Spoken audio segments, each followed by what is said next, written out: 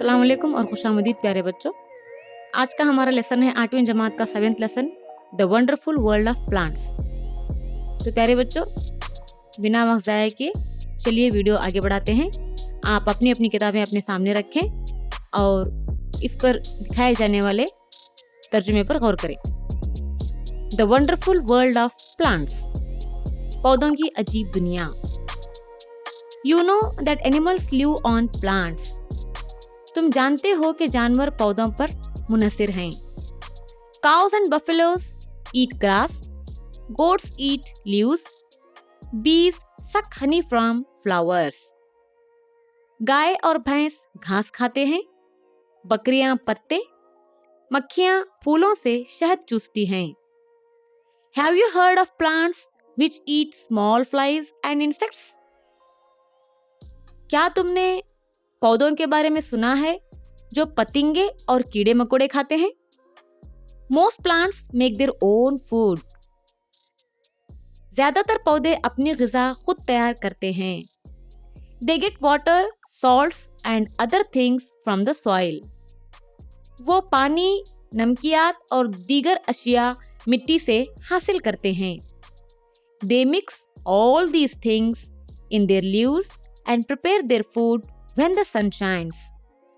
वो इन तमाम अज्जा को पत्तों में अच्छी तरह मिलाते हैं और जब सूरज निकलता है तो अपनी ग़िज़ा खुद तैयार करते हैं। This process is called photosynthesis.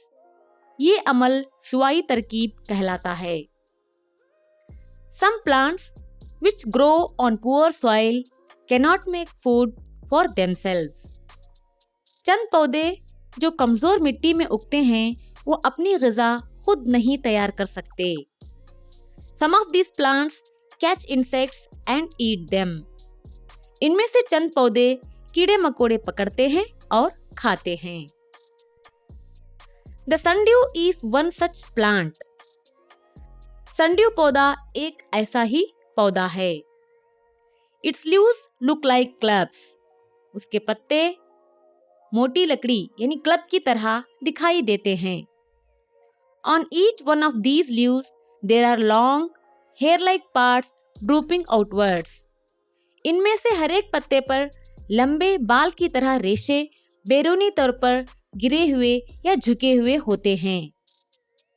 At the end of each of these hair-like parts is a tiny drop of a sticky liquid. इनमें हर एक बाल की तरह होने वाले रेशे के आखिर में एक छोटा चिपचिपा माए का बूंद होता है। It shines like a bead in the bright sun.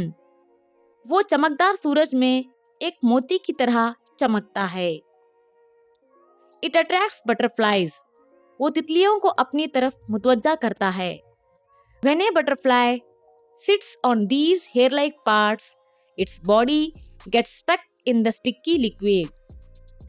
जब एक तितली इन बाल की जैसे रेशम पर बैठती है तो उसका जिस्म चिपचिपे माए से चिपक जाता है। These parts slowly close on the butterfly. ये हिस्से आहिस्ता से तितली पर बंद हो जाते हैं। Then the sundew eats up the butterfly. तब sundew पौधा तितली को खा जाता है। The pitcher plant is another insect eater.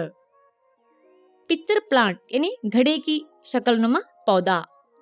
Picture plant एक और कीड़े मकोड़े खाने का पौधा है। The end of the plant's leaves are shaped like a jug or a pitcher. इस पौधे के पत्ते का आखिरी सिरा जग या घड़े की शक्ल का होता है। There are small hair-like things inside the jug-shaped leaves. जग जैसे पत्तों के अंदर छोटे बाल जैसे अज्जा होते हैं। At the bottom there is a liquid. नीचे एक माया होता है। The smell of this liquid attracts bees. इस माये की खुशबू मक्खियों को अपनी तरफ मुतवज्जा करती है। When a bee sits on the top and slips down the jug-like leaf, the bee cannot climb up because the hair-like structure does not allow it to climb up. जब एक मक्खी ऊपर बैठती है और जग जैसे पत्ते में फिसलती है, मक्खी ऊपर नहीं चढ़ सकती क्योंकि बाल जैसे साख्त उसको ऊपर चढ़ने नहीं देते। The plant slowly eats up the bee. पौधा आहिस्ता से मक्खी को खा जाता है। There is another plant which eats up insects. वहाँ एक और पौधा है जो कीड़े मकोड़े खा जाता है। It is called the Venus fly trap. वो किरमखोर पौधा यानी वीनस फ्लाई ट्रैप कहलाता है। It's long leaves have 2 flaps at the top. इसके लंबे पत्ते के ऊपर 2 फ्लैप होते हैं। These flaps can open and close।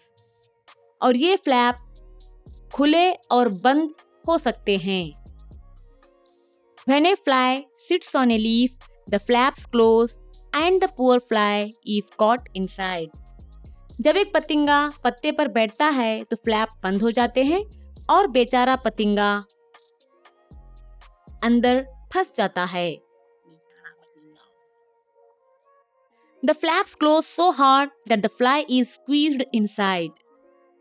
Flaps मजबूती से बंद हो जाता है कि पतिंगा अंदर ही निचोड़ दिया जाता है। When the flaps open, we can see only the wings of the fly। जब फ्लैप्स खुलते हैं तो हम सिर्फ पतिंगे के पर देख सकते हैं। The wind blows the wings away and the plant is ready for its next victim। हवा उन परों को बहा ले जाती है और पौधा अपने दूसरे शिकार के लिए तैयार हो जाता है। There are hundreds of plants which live on small animals and insects। वहाँ सैकड़ों पौधे हैं जो छोटे जानवरों और कीड़े मकोड़ों पर जिंदा रहते हैं।